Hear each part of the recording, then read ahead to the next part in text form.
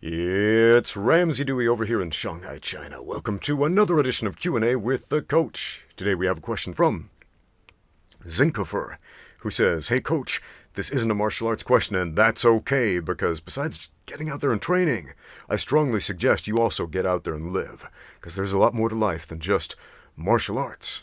Even though martial arts in and of itself is kind of a microcosm for life, we gotta experience the whole thing to get context for what it's all about anyway." Zinkofer goes on to say, "I want to know how you deal with negativity." Ooh, this question speaks to me, because I get a lot of it. Every single day, here on YouTube, alone. But let's go on. Zinkofer says, "In my case, the persons who are giving me negativity are the ones who are very close to me, and right now, I am trying to be the better version of myself, and now I'm doubting myself. Since I have a weak mindset, I'm easily breakable." That makes sense. That question speaks to me, I think. Like I said, I get a lot of negativity here on YouTube, and I think any YouTuber who's done this for a while has. I've been making YouTube videos for like 16 years, and since the inception of YouTube, the YouTube comment section in particular, the YouTube comment section has empowered a certain subspecies of human known as the troll. And they crept out of their little holes and they were like, "Finally, a place where I can say all the evil, harsh, awful, malicious things from the safety of my basement. And no one can get back at me." At least that's how I picture them. And they began to leave the most spiteful, horrific, badly intended comments to rile people up, to make people angry, and to try to knock you down a peg. So,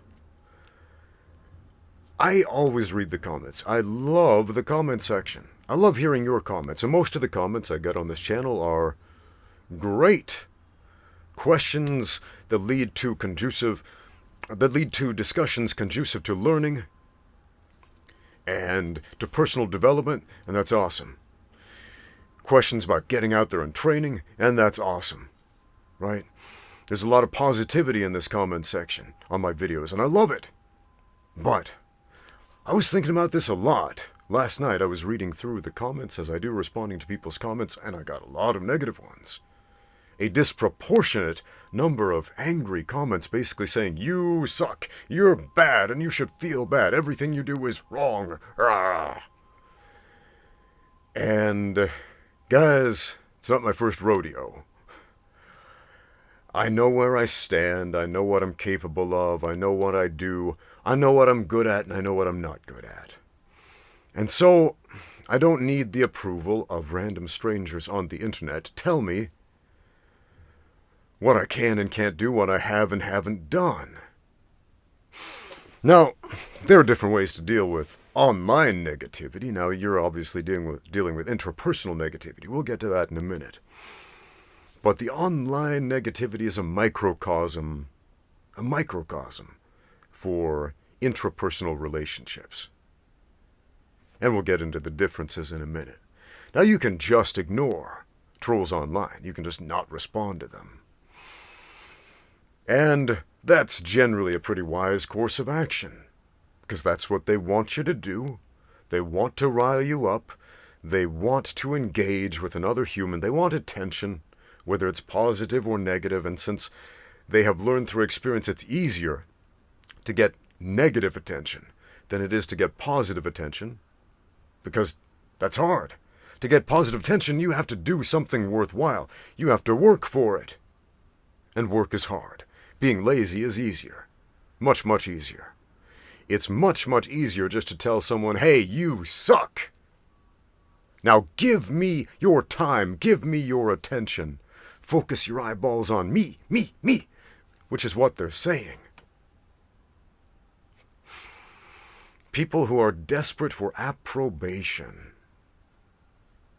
And they don't know how to go about it the right way, unfortunately. And there are a lot of folks like that out there in the world. Mommy and daddy didn't hug them enough, I guess. Or whatever the case may be, it's probably a little more nuanced and complicated than that.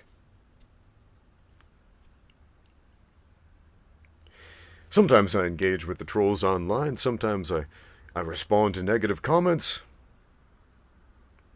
Generally, I'll give them one. And that's about it. If it's something very simple, like, hey, you are, I don't know, you're a crappy coach. I've heard that one. A million different iterations of that. I'm stuttering a lot today, guys.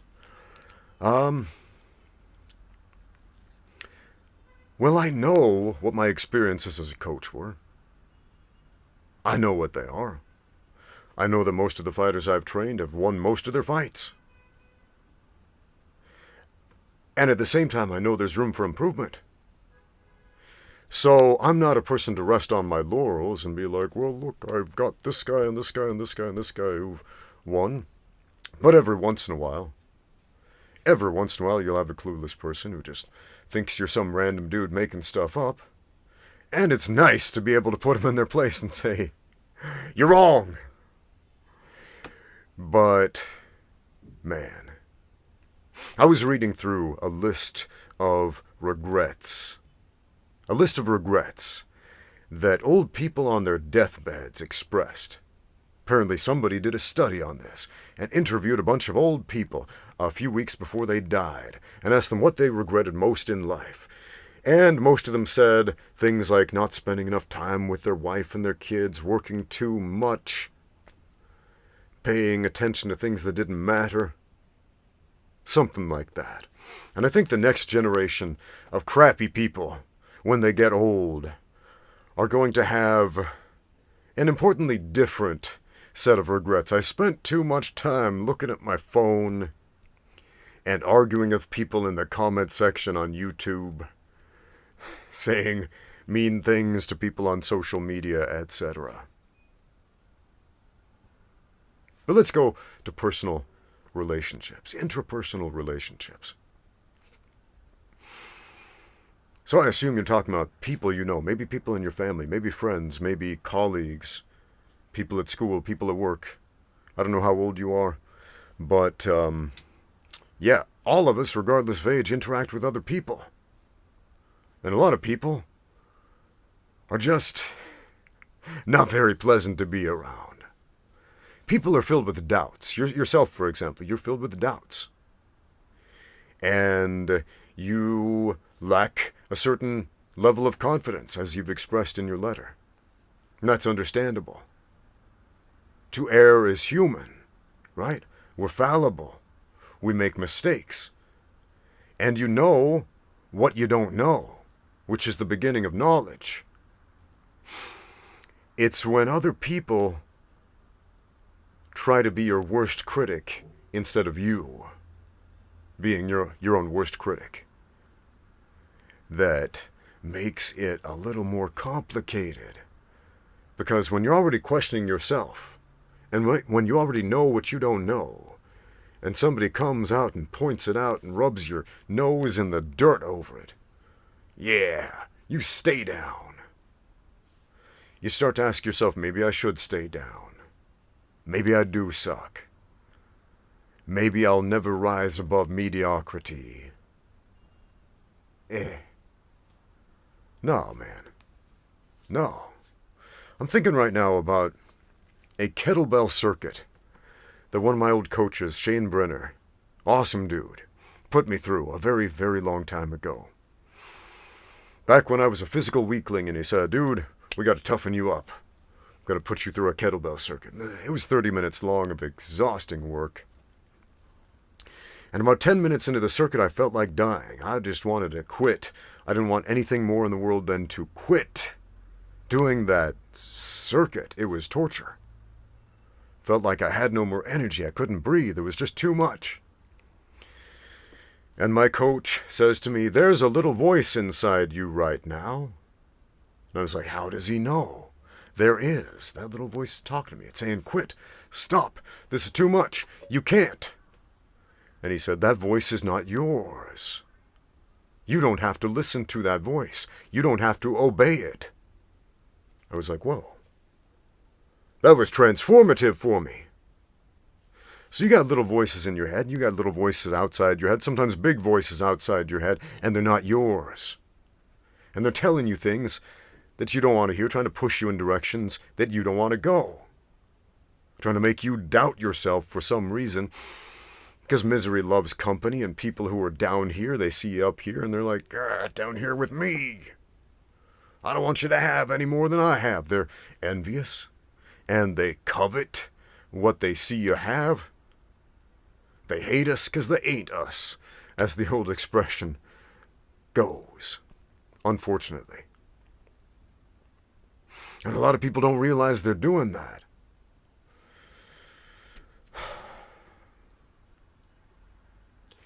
Now, if you are in a position to remove yourself from those negative people, great. Do it.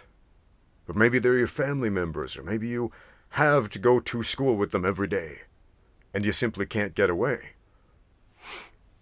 Man, I was in that situation when I was in school. There were all these bullies at school, and I had to go. It was the law. And I knew every time I went, the bullies would be there. And they would say mean things, they would do mean things, they'd beat me up, they'd make me feel like crap. And there was no escaping it. It was just like, well, I gotta serve my time. Gotta serve these years in school until I graduate, then I can finally make my own decisions about who I associate with and who I don't.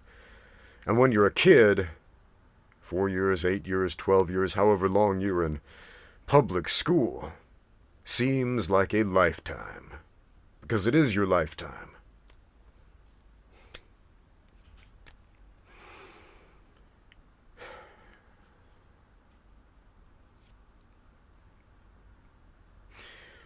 And so it's a bit of a problem, because in retrospect I can think of all kinds of ways I could have had a more charismatic approach and made friends with the bullies and communicated with them more effectively.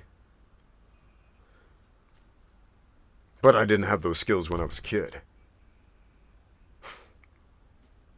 Decades later, sure, yeah, we can play that game, but back then I didn't have those skills. It's like throwing a kid who doesn't know how to fight into a fight. What happens? He's going to get beaten up. And you can lecture him after, well, you should have bobbed when you weaved, and then this wouldn't have happened. Doesn't help. And you end up in this cycle of negativity once again. So how do you deal with negativity? I could tell you grow some thick skin, brush it off, etc. It comes with experience, all these cliche-sounding things. Man, I remember, once again, going back to when YouTube was fairly new, and I wasn't used to getting negative comments. And it was like getting punched in the heart over and over again, reading the comments like, what? I just put up a video of me hitting the heavy bag, and now everybody thinks I'm the worst person in the world because I'm just exercising. What's wrong with the world? Ah! And then you start to get used to it and realize there are a lot of people out there like that, and it's not that you have a problem, it's that they have a problem. Think about Georgia OKeefe. If you don't know who that was, she was a painter, and she painted beautiful pictures of flowers, close-up pictures of flowers, and her art critics came around and said, hey, Georgia OKeefe, we know what you're up to. This is a thinly veiled metaphor for sex. You're some kind of pervert painting vaginas, not flowers. And George O'Keefe responded by saying, your criticism speaks infinitely more about you than it does about me. And I love that so much. What you were saying tells me more about you than it does about me.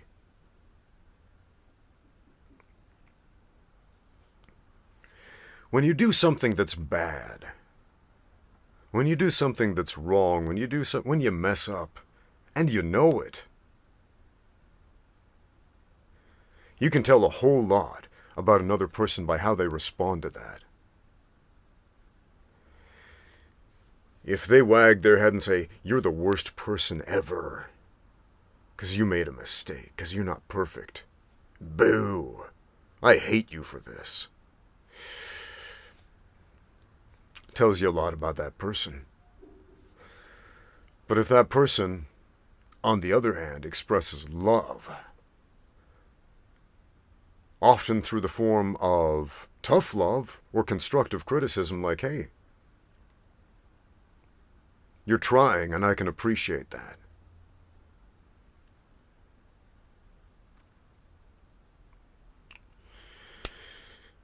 You put in effort. It didn't pay off the way you wanted to. If you want me to help you fix it, I can help you fix it. That's different. And that tells you a whole lot about that person. Take it like that, my friend. When these negative people who are trying to put you down and having an easy time of it because, again, like you said, you feel weak, you feel easily manipulated by them. Just understand that when they're saying these things, they're describing themselves. They're describing what's going on inside their own hearts and inside their own minds. They're not describing you. They can't. They can't experience what you are experiencing. Can you experience anything outside your own consciousness? Not as far as I'm aware of. Not right now.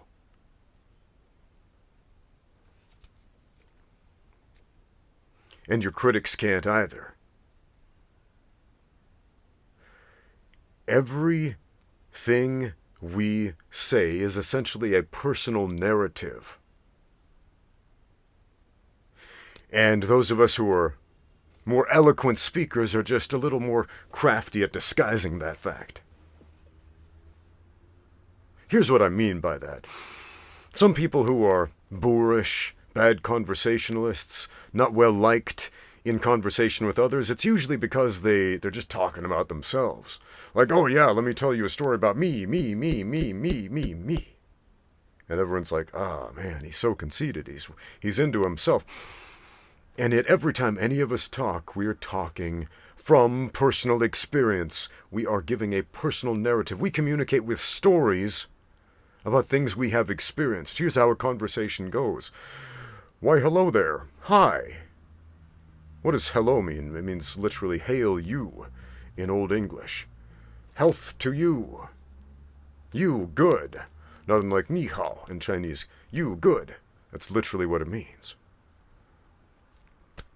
Right?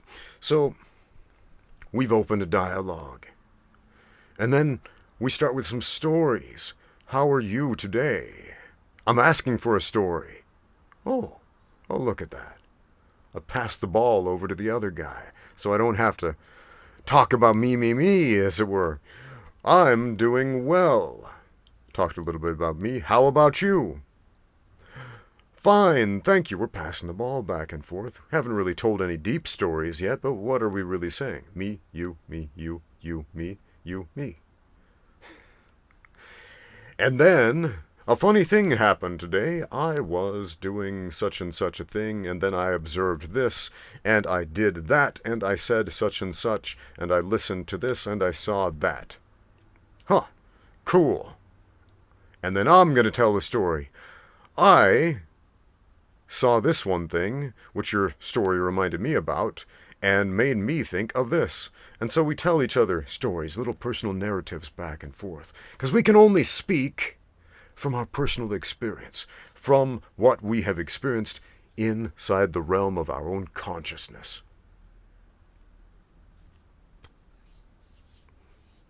What does that have to do with negativity? Because that negativity isn't coming from you. It's not about you. It's not.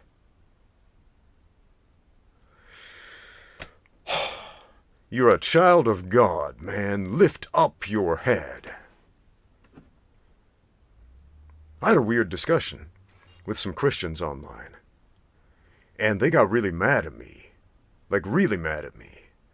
because of a doctrinal difference. They proposed a question in this group.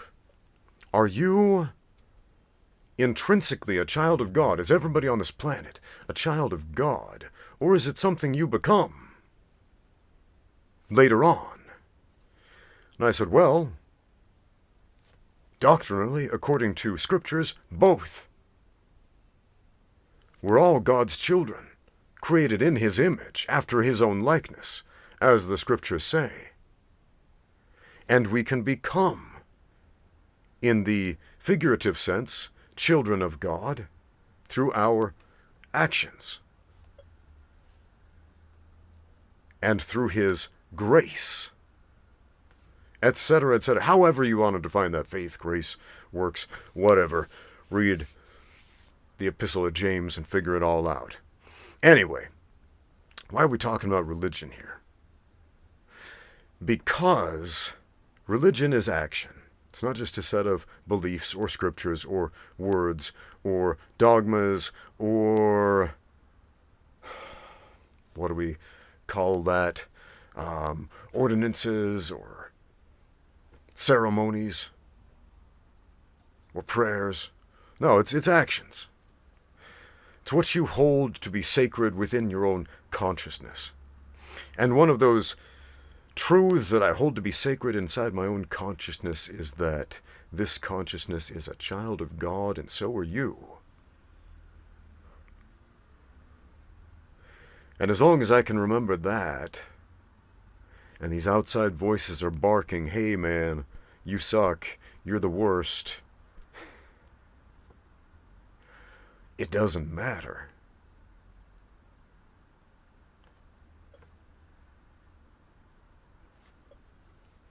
And you don't have to believe what I believe, but you asked me a question for a reason, man. And you don't have to believe it to be it. I'm going to leave you with a little video. If you need some inspiration, when people are being negative to you, and that's this little two-legged dog. This dog had a horrific accident, and its back legs were paralyzed. And it couldn't walk. And then those gimpy legs started to rot, got gangrene, and so they had to have him amputated. They took that dog to the vet, had to chop off his legs. And they thought, oh man, this poor dog, it's just going to sit around and rot and die.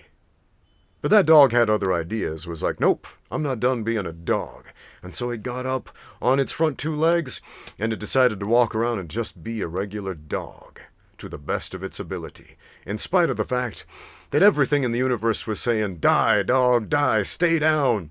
You don't deserve to be a dog, you don't belong on your legs. We're going to take your legs away from you. And the dog was like, nope, I'm not done being a dog. I'm going to get out there and walk. And so it did, against all logic and all reason. And it's a fun video to watch on repeat and to see what these simple animals are able to do in spite of great adversity.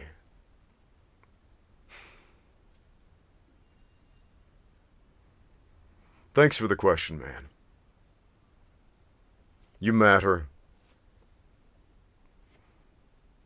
Now get out there and train. Brought to you by xmarshall.com. Use my code Ramsey10 for 10% off everything. That's xmarshall.com. High quality training gear and fight apparel.